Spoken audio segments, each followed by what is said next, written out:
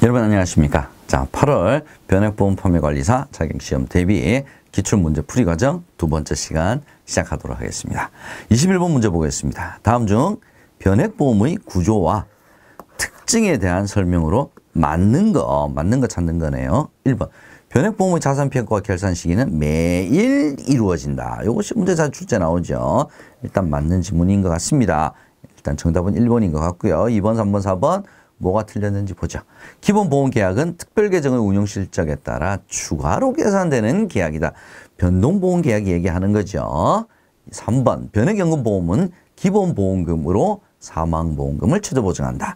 자, 변액연금보험, 저축성보험의 사망보험금은 기본보험금으로 최저보증하는 것이 아니라 기납입보험료로 사망보험금을 최저보증하죠. 4번 변동보험계약은 추가로 보험료를 납입하지 않아도 운용이 됩니다. 자, 이 지문 굉장히 많이 나오죠. 자, 2번, 3번, 4번 어디서 틀렸는지 다시 한번 확인해 보시도록 하고요. 정답은 1번이 되겠습니다. 22번 보겠습니다. 다음 표에서 설명하는 변액보험의 보증 옵션은 무엇인가? 변액보험의 보증 옵션이 여러 가지 있었죠. 변액연금보험에서 연금 개시 시점의 연금 재원으로 최소한 기납입보험료 등 약정한 보증 금액을 보증하는 옵션. 자, 이거 뭘 이야기하는 겁니까? GMAB를 말하는 거죠. 최저연금 적립금 보증에 대한 설명이 되겠습니다. 연금 개시 시점의 연금 재원이죠. 재원을 최저 보증하는 GMAB에 대한 설명이 되겠습니다. 23번 보겠습니다. 다음 표의 괄호 안에 들어갈 용어를 순서대로 맞게 나열한 것은, 자, 표 한번 보죠. 변액종신보험의 변동보험금은 가 해당 보험계약의 산출률로 계산된 기본보험계약의 나와의 차액, 즉 다를 가지고 계산된다. 자, 이 문제도 지문으로도 굉장히 자주 출제가 되는 부분입니다. 뭡니까? 자, 변액종신보험의 변동보험금은 실제 계약자 적립금과 해당 보험계약의 산출률로 계산된 기본보험계약의 예정 책임준비금과의 차액, 즉 초과 적립금을 가지고 계산이 됩니다. 자, 이 용어가 조금 어려우실 수가 있는데요. 자, 여러분들께서 잘 입에 익지 않았더라도 분명히 읽어가면서 이 내용은 여러분께서 반드시 암기를 해 주셔야 될 대목이 되겠습니다. 24번 변액 유니버셜 보험에 대해서 맞게 설명한 것을 맞는 거 찾는 겁니다. 1번 기납입 보험료를 최대 한도로 하여 중도 인출이 가능하다. 자, 중도 인출, 그 다음에 계약 대출 이런 건 다 기납입 보험료가 아니죠. 기납입 보험료를 최대 한도로 하는 것이 아니라 해약 환급금을 최대 한도로 하여 중도 인출이 가능한 거죠. 1번 틀렸고요. 2번 일반적으로 중도 인출 시에 인출 수수료 부과하죠. 그죠? 하지 않는다 그랬으니까 틀렸고요. 3번 보험료를 납입 중지할 경우 사업비 및 수수료는 계약자 적립금에서 공제를 합니다. 자, 보험료를 납입하지 않았죠. 이제 자유납입 기간이죠. 그랬을 때는 사업비 수수료 이미 적립되어 있는 계약자 적립금에서 공제를 합니다. 정답은 3번이 되겠고요. 4번 뭐가 틀렸는지 마지막 같이 살펴보죠. 보장형의 경우 기납입 보험료로 최저사망보험금을 보장받을 수 있는 것이 아니라 기납입 보험료는 저축성이죠. 보장형의 경우에는 기납입 보험료가 아니라 기본보험금으로 최저사망보험금을 보장받을 수가 있습니다. 25번 다음 표의 괄호 안에 들어갈 내용으로 맞는 것은, 표의 내용 보죠. 특별계정 투입보험료는 특별계정에서 채권, 주식 등 유가증권에 투자됩니다. 그죠? 매일 투자 수익률로 적립이 되죠. 매월 계약 해당일에 해당 월의 잔식위험보험료와 납입 후 계약 유지비용을 특별계정에서 일반계정으로 차감을 합니다. 자, 뭐 이 투자 수익률로 뭐 주식과 채권에 투자를 하는 거니까요. 매일 결산도 하죠. 그죠? 그래서 매일 주식과 채권의 가격 변동에 따른 수익률 뭡니까? 투자 수익률이죠. 자, 이 투자 수익률에 대한 용어 물어보는 문제도 굉장히 자주 출제가 되니까 여러분께서 이 문제는 내용 자체도 중요하지만 이 투자 수익률이라고 하는 용어 반드시 숙지를 해 주시기 바랍니다. 26번 보겠습니다. 다음 중 변액종신보험의 특별계정, 펀드의 현금 흐름에 대한 설명으로 맞는 거 한번 찾아보겠습니다. 1번 최저보증 비용은 특별계정 적립금에 부과하죠. 상품 및 보증 내용에 따라서 차등 적용된다. 회사마다 동일하게 적용된다. 다 틀렸습니다. 보증비용도 마찬가지고요. 운용보수도 마찬가지입니다. 다 펀드에 따라서 회사마다 다 차등 적용된다가 맞는 내용입니다. 일단 1번이 정답이 되겠고요. 2번, 3번, 4번 계속해서 뭐가 틀렸는지 보죠. 2번 선택특약보험료는 일반 계정에서 운영이 되죠. 특별계정이라고 해서 틀렸습니다. 그래서 선택특약은 예금자 보호에도 해당이 되죠.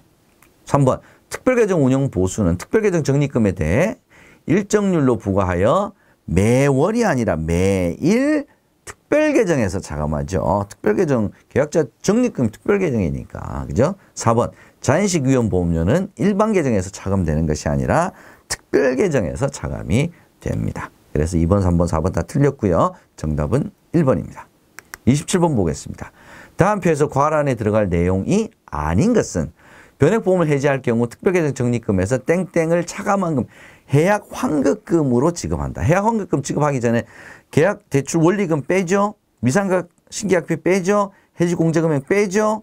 보험 가입 금액하고는 전혀 상관이 없습니다. 자, 이 문제도 굉장히 반복돼서 출제되는 문제 중에 하나입니다. 여러분께서 기억해 두시고요. 28번 보겠습니다. 다음 중 변액보험 자산 운용 실정의 적립금 운용 방법에 대한 설명으로 옳은 것. 1번 대출 원리금을 상환하게 되면 돈이 들어가죠. 특별계정에 돈이 들어가니까 보유자 수는 감소하는 것이 아니라 증가를 해야 된다고 해야 되는 게 맞죠. 2번 최초 펀드 설정 시 기준 가격은 1,000원이네요. 맞네요. 그 이하로 하락할 수가 있죠. 투자 실적에 따라서 마이너스 수익률이 만약에 나오게 되면 1,000원 이하로 하락할 수가 있습니다. 2번도 틀렸고요. 3번 좌단 기준 가격 방법은 기준 가격에다가 보유자 수를 곱하여서 계약자 적립금을 산출을 하죠. 기준 가격 단가죠. 단가 보유자 수 개수죠. 개수 몇 개를 얼마짜리를 가지고 있니? 그걸 곱한 게 바로 계약자 적립금이니까.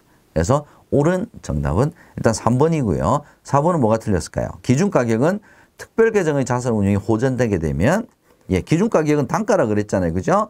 투자 실적이 좋아지게 되면 가격이 오르죠. 하락하는 것이 아닙니다. 정답은 3번이 되겠습니다.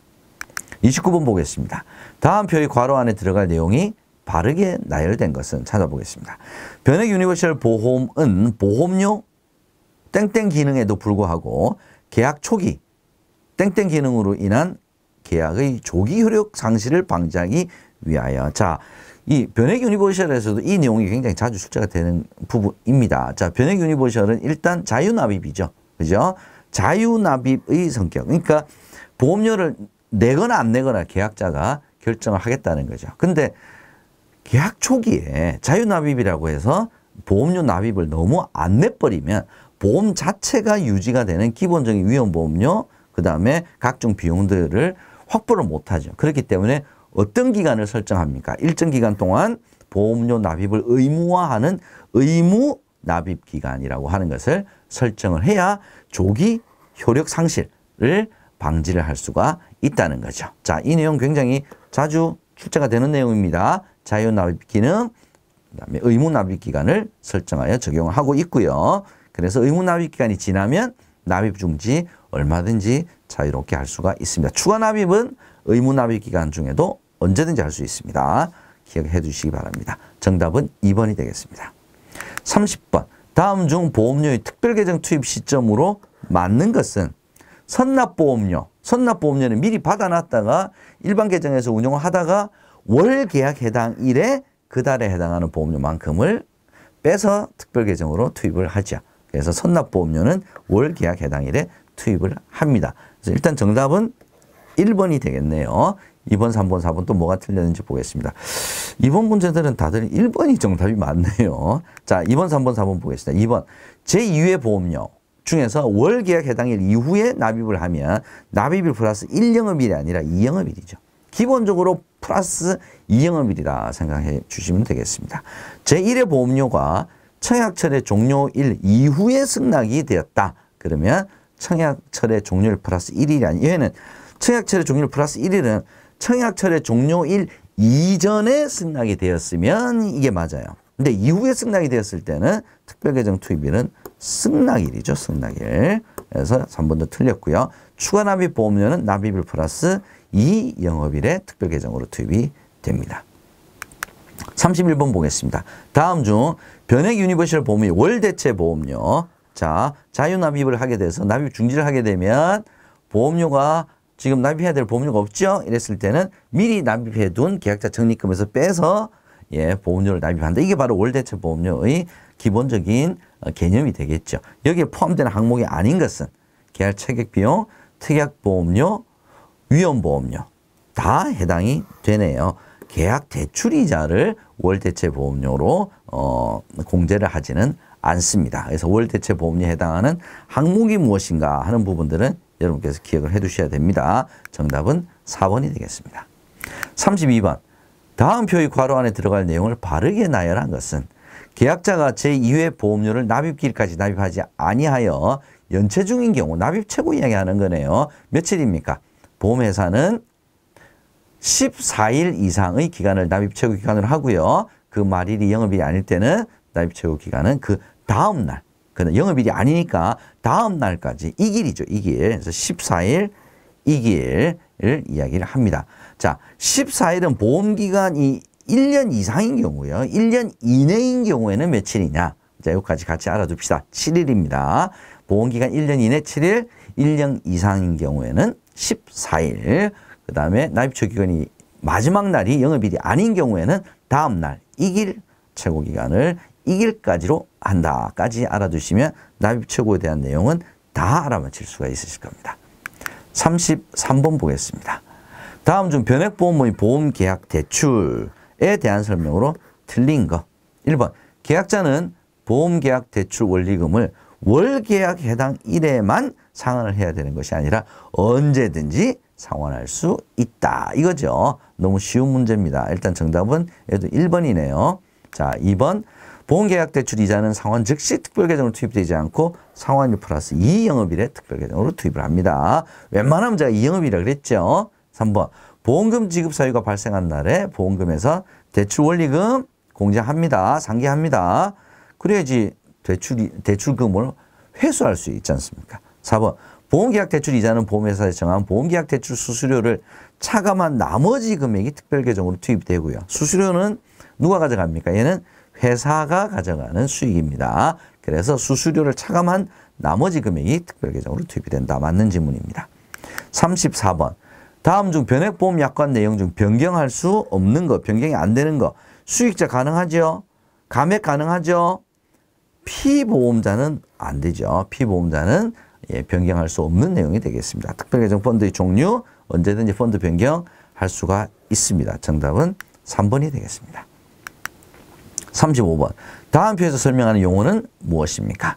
금리를 아무리 낮추어도 투자나 소비 등의 실물 경제에는 아무런 영향을 미치질 못합니다. 금리를 낮추고 돈을 많이 풀면 실은 실물 경제가 살아나야 되겠죠. 이거 뭡니까? 유동성 함정이라고 우리가 얘기를 합니다. 아무리 돈을 많이 풀어서 금리를 낮춰도 실물 경제에는 영향을 미치지 못하는 상태를 우리가 유동성 함정에 빠졌다. 이렇게 얘기를 하죠. 상식입니다. 36번 문제 보겠습니다. 다음 보험정보 중에서 수시공시 항목에 해당하는 것은 어떤 게 수시항목? 중대한, 중요한 뭐 이런 거죠. 파생상품 거래 등으로 인한 거액의 손실, 거액. 이게 바로 수시공시죠. 불안전 판매 비율, 계약자 배당 내역, 주요 경영지표 등 경영 현황 요약 이런 거는 전부 다 정기공시 항목에 해당이 되겠네요. 거액의 손실, 이게 바로 수시공시 항목입니다. 37번. 생명보험협회에서 공시하는 내용이 아닌 거. 생명보험협회에서 공시하지 않는 것은 개인별 내용은 잘 하질 않죠. 그 다음에 감독원에서 공시하는 거냐, 협회에서 공시하는 거냐. 이걸 여러분께서 구별해 두시면 될 것 같습니다. 1번. 보험회사의 보험계리사 보유 현황. 얘는 감독원이에요. 감독원. 얘는 감독원에서 보험계리사 보유 현황은 감독원에서 공시하는 내용이죠. 금융기관 보험대리점 모집 수수료율, 실손의료보험의 손해율, 변액보험 특별계정의 수익률. 얘는 다 생명보험협회 비교공시, 기타공시 항목에 해당이 되는 내용이 되겠습니다. 38번. 다음에서 예금보험공사의 예금보험 적용 대상에 해당하는 금융회사를 모두 고르시오. 예금보험 적용이 되는 금융기관들이 어떤 겁니까? 수협은행 되죠. 지역조합 안 되죠. 투자매매업자 되죠. 생명보험회사 되죠. 상호저축은행 되죠. 예, 농수협 지역조합만 빼고 가, 다, 라, 마가 다 적용이 대상이 되는 금융회사가 되겠습니다.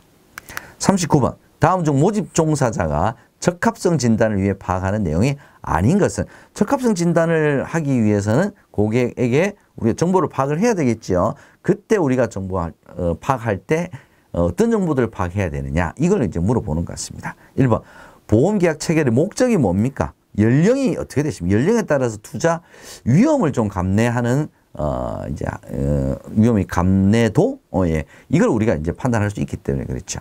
금융상품을 취득 처분한 경험이 있느냐? 예. 투자형 상품에 가입을 해본 경험이 있느냐? 뭐 이런 것들이죠. 실손의료보험 중복가입 여부와는 적합성 진단과는 관련이 없다. 이렇게 보셔야 될 것 같습니다. 정답은 4번이네요.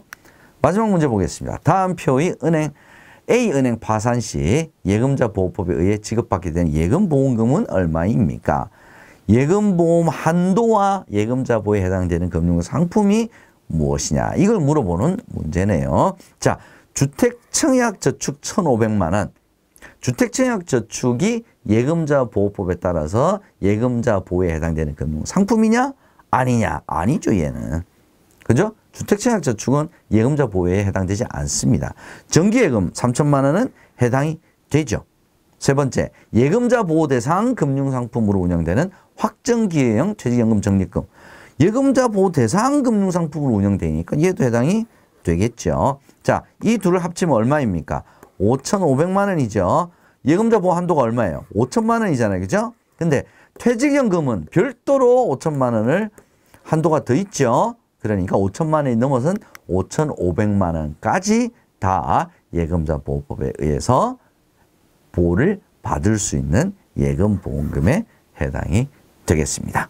자, 여기 보죠. 확정기회형, 개인형 퇴직연금 IRP죠. DC형과 IRP죠. IRP는 별도로 5천만 원 한도로 보호가 된다는 점 여러분께서 같이 기억을 해주시면 좋겠습니다. 자, 이렇게 해서 두 번째 시간도 40번까지 여러분과 함께 풀어봤습니다. 뭐 이번 기출 문제들도 뭐 올해 기출되고 있는 문제들과 큰 차이를 보이지는 않고 있다는 점 여러분께서 생각을 해 주시고요. 기존에 나왔던 문제풀이 과정들 다시 한번 뭐 1월 달부터 계속 매월 한 번씩 기출 문제가 올라가니까 7월 달, 6월 달, 5월 달 것도 같이 한번 살펴봐 주시면 도움이 되실 거라고 생각이 듭니다. 여러분 수고 많이 하셨습니다.